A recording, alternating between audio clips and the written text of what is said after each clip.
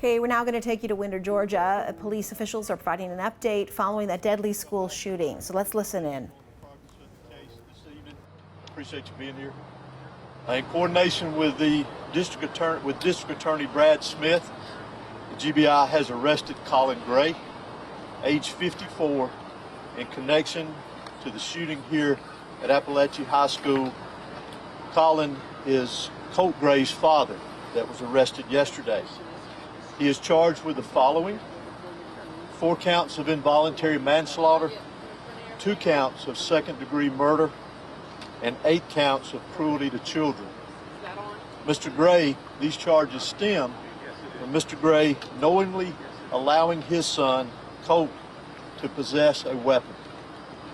This is a very difficult time, as we know, for students and parents, and so many, I know, of students and parents here in this county and around this state are afraid.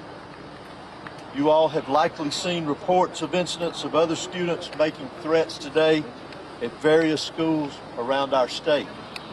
In each of these incidents, police, law enforcement took charges, they made arrests, acted very swiftly, as we take incidents like this very seriously across this state. This is a time for all of us as a community and a state to come together and remain vigilant. Students must be supported and encouraged here in this community and across the state to contact a member of their school faculty with any and all concerns of suspicious activity that they may see. Local, state, and federal law enforcement will continue to work together around the clock in relation to this incident here and any other incidents that come up around this state that raise concern to the safety of our students, faculty, and citizens here in the state of Georgia. Additionally, Colt Gray, that was arrested yesterday for this incident, has now been charged with 4 counts of felony murder. And again, we will continue to work tirelessly to complete this investigation as we move forward. I will go ahead and mention to you, and as I say sometimes, I'm going to go ahead and apologize to you. As y'all all know, that this is a murder investigation. It is a very serious investigation, one that we take serious, one that we will continue to diligently work on and be very thorough with it, with the GBI and our local partners here. So you'll have to forgive us if we don't answer a lot of the questions that you ask. I know you have many, and we wish we could answer many of them for you, but we still obviously want to maintain the integrity of this investigation because it has a long way to go for it to be finished. Again, I also want to remind everyone that we need to continue to pray and support the victims that were involved here, the school teachers, the faculty, the students, obviously those that lost their lives, their families, and those that were injured. So I'd like to call on the sheriff to come and give you a brief update on the status of those that were injured from yesterday's event. Thank you. Thank you, Director Hosey. As Director Hosey said, I'd like to say that obviously we're lifting up those families. Our hearts are hurting for them, our kids, our students, our teachers. But the 9 injured, I am very happy to say will make a full recovery.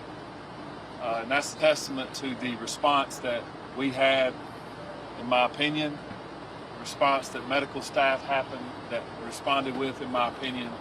And we're very happy to say that they will make a full recovery after that response. Again, please lift up our community. Please keep these children, these teachers. We call them teachers, but I call them heroes. We met with them today. Emotions are very high, obviously, but we told them that we love them, we love our teachers and what they do, and we're very happy at the fact that they stood in the gap between the evil to protect their children, and we want to include them and to save the lives that were saved as well yesterday. But I wanted to report to you that all 9 people that are injured will expect to make a full recovery. Thank you. Are they still in the hospital? Several of them are still in the hospital, some have been released. And Director, can you please explain, did the father actually give the gun to the suspect? Well, I'm gonna leave it as how I mentioned it in the release, that he knowingly allowed him to possess the weapon. Director, can you tell us about how the arrest happened today? Did you turn himself in? Did you guys make contact with them? How did that go with investigators this afternoon with that arrest? I'm honestly not familiar with the details. All I can tell you is that he is in custody at this time. And is it likely anyone else will be arrested in this case, or does that still just be? It's difficult to say at this point in time. We're obviously still investigating this, following all leads, all evidence, and we'll set to see where it takes us as we progress forward. Do you know when this firearm was purchased? The arrest was made when we had the probable cause to make the arrest. Do we know when his first court appearance will be? I'm not sure. Did the dad bring him to school? I'm not sure about that either. Sorry. Are you able to explain the charges and how he has more charges than the suspected shooter? Not in great detail. The biggest thing, as I mentioned earlier, is that he is in custody at this point in time. His charges are directly connected with the actions of his son and allowing him to possess a weapon. Sheriff, will he be housed in your facility? Is that where he'll be held? How does that move forward? He'll be held in the Bexar County Detention. Will his mugshot be available tonight, or will it take some time until tomorrow to get his mugshot?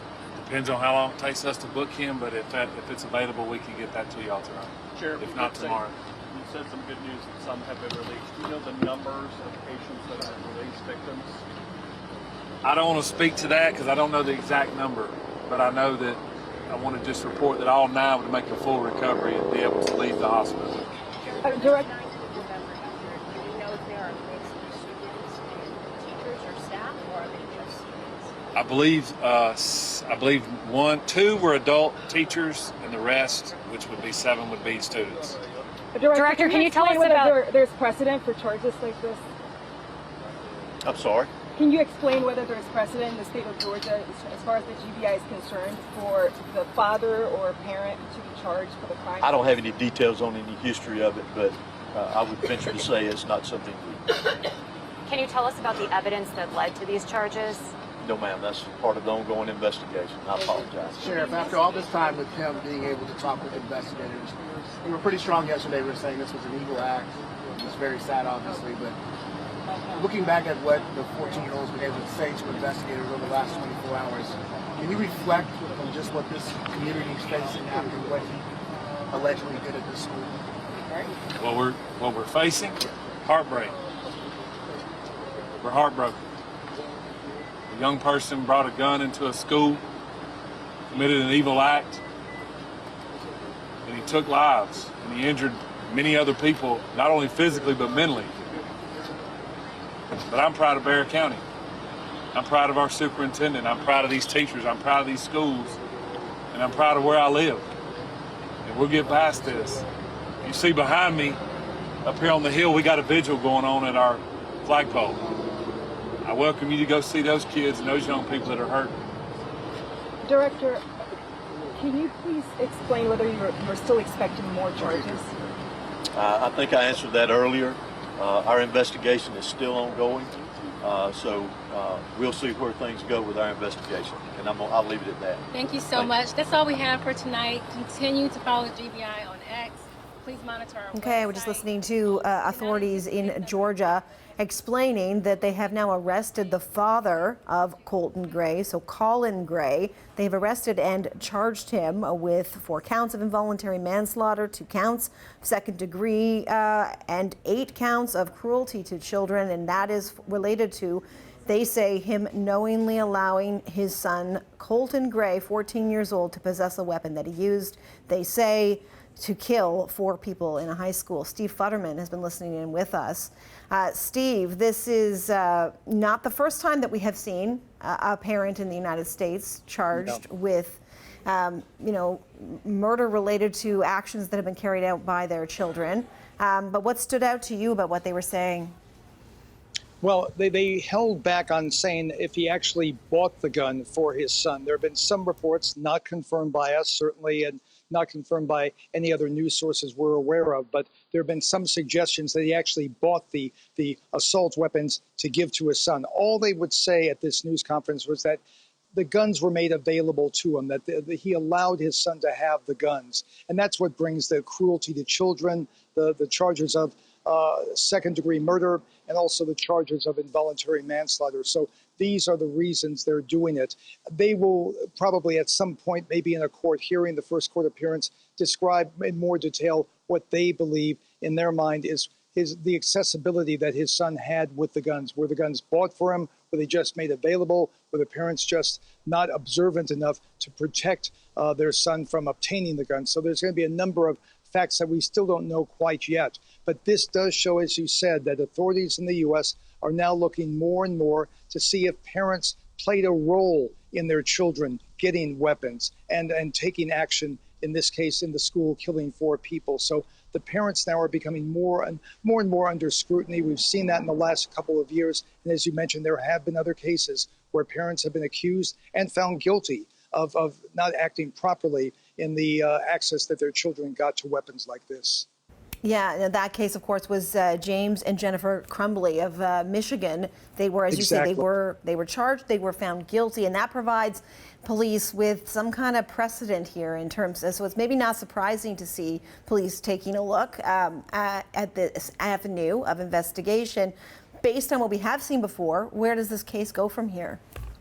Well, they're continuing the investigation, obviously. There's no indication that anyone else was involved except the young man, Colton Gray, involved in the actual shooting. But they're going to be looking, and they probably have already to a large extent, at any computer entries that he has, any text messages. They're trying to see if maybe other students were aware of this and to see if they might have been able to tip off authorities. So this is one of the things they're going to look at now. How the weapon was obtained, they pretty much know that right now. But they are going to look into other aspects to make sure there wasn't a wider range of people who not necessarily involved, but were aware that this might happen. That's one of the things that authorities around the nation are looking at more and more when they look into these investigations. It goes along with looking at the parents. It looks along with that with a wider range of people. Who was his circle of friends? Who was his circle of acquaintances? And did they have any idea that this was about to take place? Steve Futterman in Los Angeles, thank you. Thanks, Sarah.